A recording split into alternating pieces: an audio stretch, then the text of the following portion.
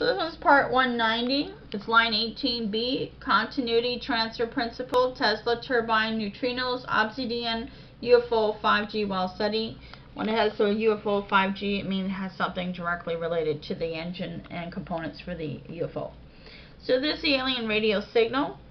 And this is quotes from Wiki. Law of continuity. The law of continuity is a heuristic principle introduced by Leibniz based on earlier work by Nicholas of Cusa and Johannes Kepler.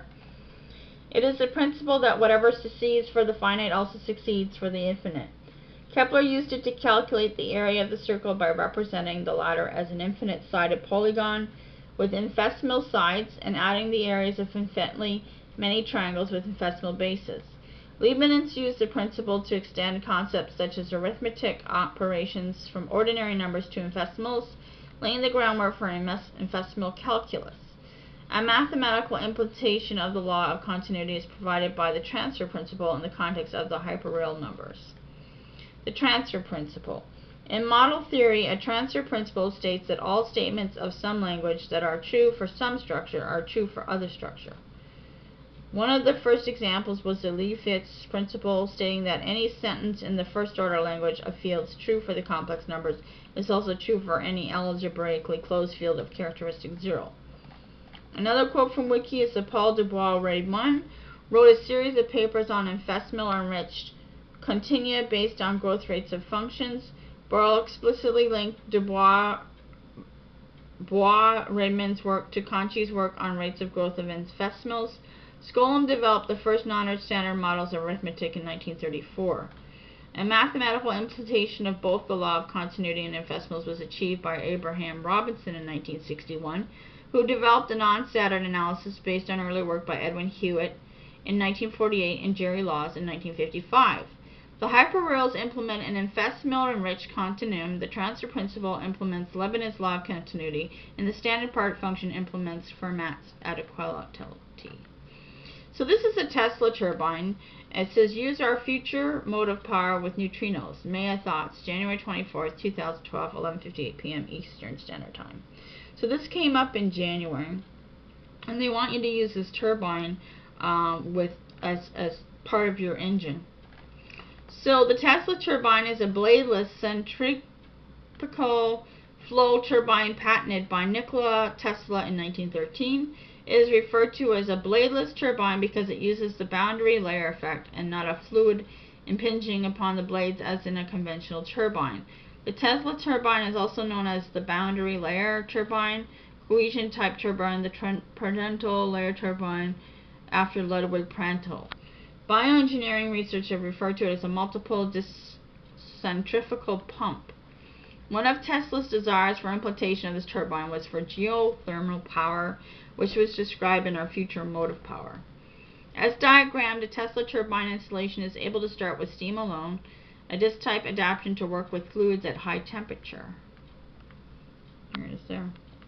View a Tesla turbine system. An efficient Tesla turbine requires close spacing of the disks. For example, a steam-powered type must maintain 0.4 millimeter interior disk spacing. The disk must be maximally smooth to minimize surface and shear losses.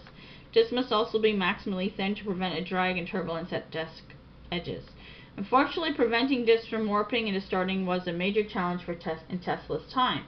It is thought that this inability to prevent the disk distorting contributed to the commercial failure of the turbines, because metallurgical technology at the time was not able to produce disks of sufficient quality and rigidity.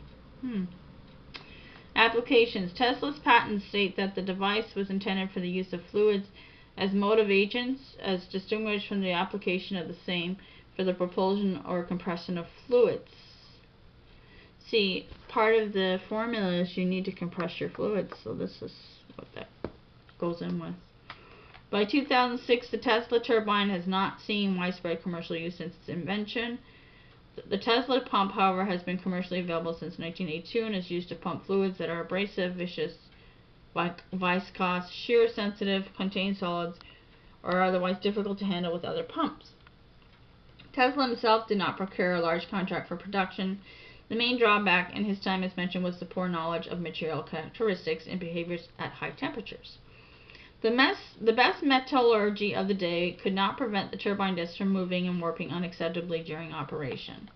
Today, many amateur experiments in the field have been conducted using Tesla turbines, including steam turbines, solar power, and one proposed current application for the device is a waste pump. In factories and mills where normal vane-type turbine pumps typically get blocked. Applications of the Tesla turbine as a multiple-disc centrifugal blood pump have yielded promising results. Biomedical engineering research in the 21st century. In 2000, a patent was issued for a wind turbine based on the Tesla design. A similar pump was used with the oil cleanup X-Prize. Okay? So I was just thinking with the blades, you could probably use Obsidian. Ha! There we go. January 25th, 2012, 12:02 a.m. EST. My thoughts from the main message. May I say use Obsidian to make the blades for this invention. There you go. The turbine efficiency of the gas Tesla turbine is estimated to be above 60, reaching a maximum of 95%. Keep in mind that turbine efficiency is different from the cycle efficiency of the engine using the turbine. So there's the end of that video.